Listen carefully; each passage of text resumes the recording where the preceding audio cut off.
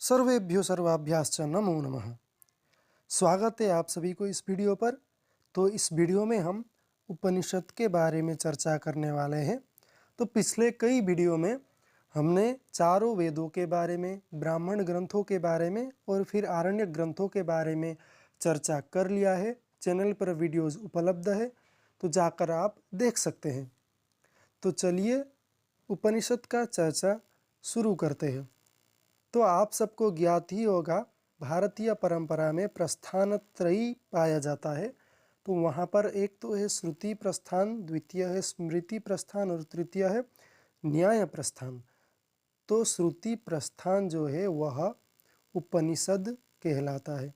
ठीक। तो स्मृति प्रस्थान जो है वह श्रीमद् भगवद गीता कहलाता है।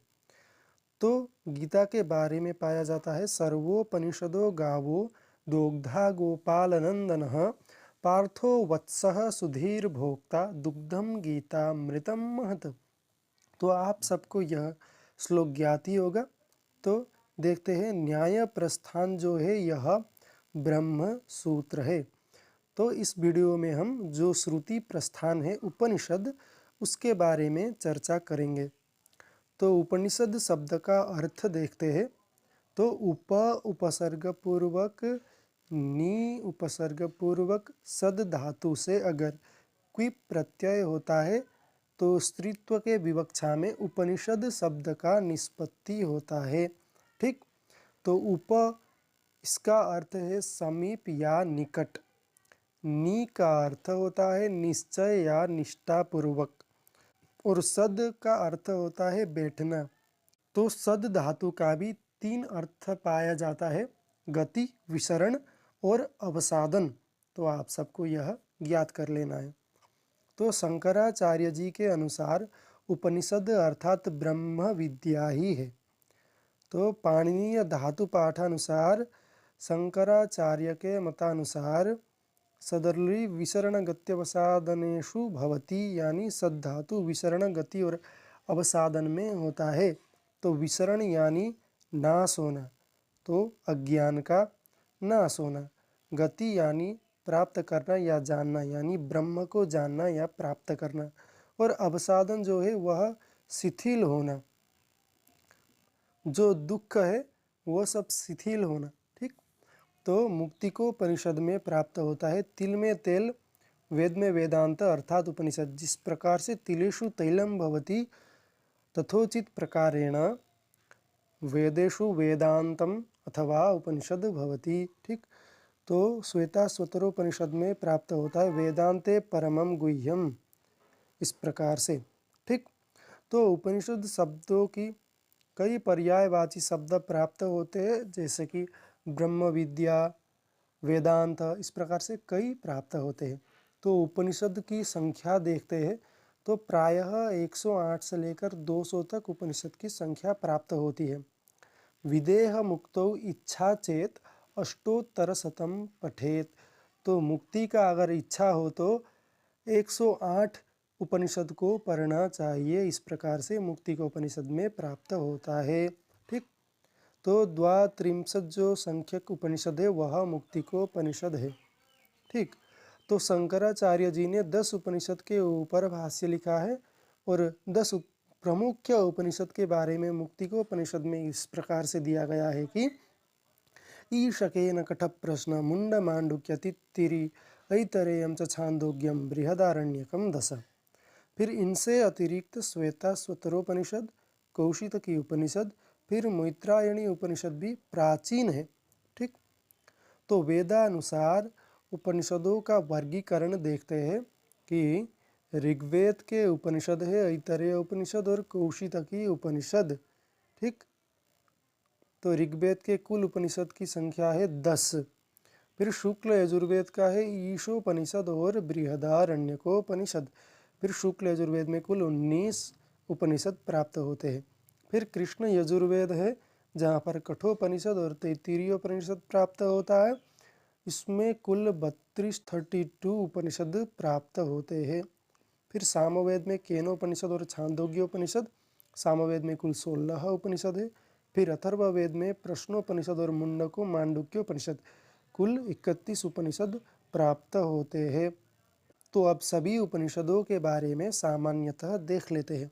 तो सबसे पहला है ईशोपनिषद या फिर ईशावास्योपनिषद, जिसको ईशोपनिषद नाम से भी जाना जाता है और वाजसनेय संहितोपनिषद नाम से भी जाना जाता है। तो यह शुक्ल यजुर्वेद के माध्यन्दिन और काण्व दोनों शाखा में उपलब्ध है।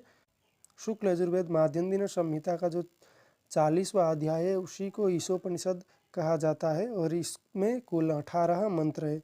तो ईशावास्यमिदं सर्वं यत्किंच जगत्यां जगत्तेन त्यक्तेन भुञ्जीथामाग्रिदा कस्य स्विद्दनम्, इस प्रकार से मंत्र का प्रारंभ होता है। और यहाँ पर मूलतः विद्ययामृतमश्नुते हिरण्मयेन पात्रेण सत्यस्यापिहितं मुखम अग्नेन सुपताराय अस्मान्, इस प्रकार से कई अच्छे अच्छे मंत्र मिलते हैं। ठीक, तो यह सब सूक्तियाँ भी आप सबको ज्ञात कर लेना है।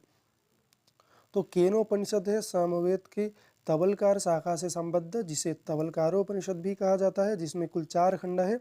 पहले जो 2 खंड है वो पद्यात्मक है और दूसरे जो 2 खंड है वह गद्यात्मक है।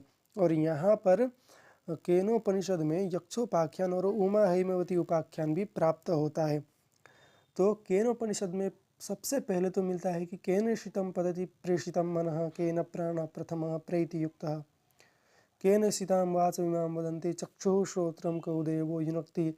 इस प्रकार से कई अच्छे अच्छे मंत्र यहाँ पर प्राप्त होता है।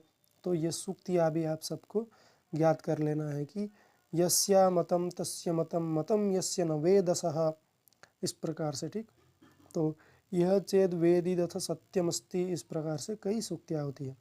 तो फिर देखते हैं कठोपनिषद, जो कि कृष्ण यजुर्वेद के कठ शाखा से संबद्ध है। कठोपनिषद में कुल 2 अध्याय है, प्रत्येक अध्याय में 3-3 वल्लियाँ हैं। ठीक, तो यहाँ पर यम नचिकेता उपाख्यान प्राप्त होता है, जो कि अतीव प्रसिद्ध है। तो नवित्तेन तर्पणीयो मनुष्य, यहीं पर प्राप्त होता है कि धन से मनुष्य को शांत नहीं किया जा सकता।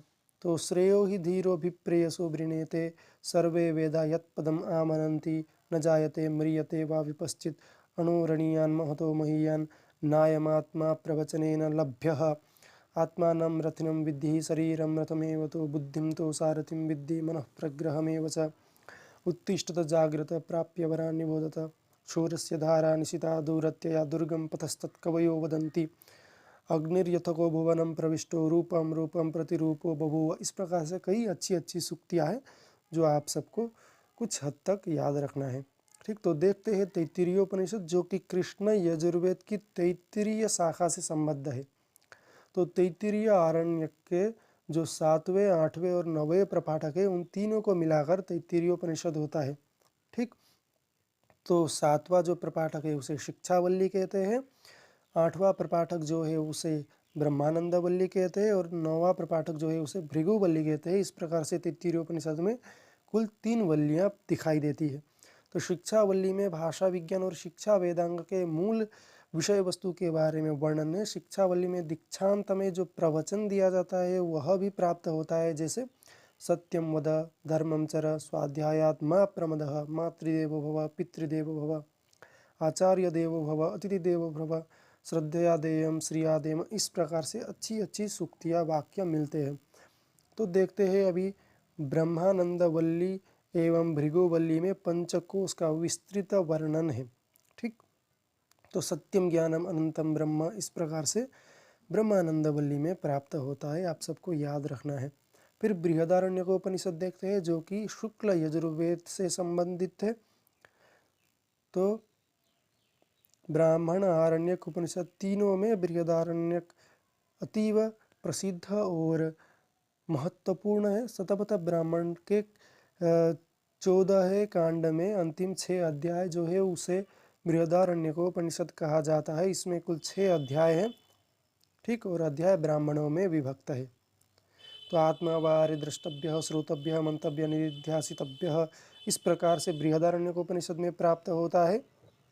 फिर असतो मा सद्गमय, तमसो मा ज्योतिर्गमय, मृत्योर्मामृतं गमय। ठीक, तो देखते हैं श्वेताश्वतरोपनिषद। श्वेताश्वतरोपनिषद भी कृष्ण यजुर्वेद से संबंधित है।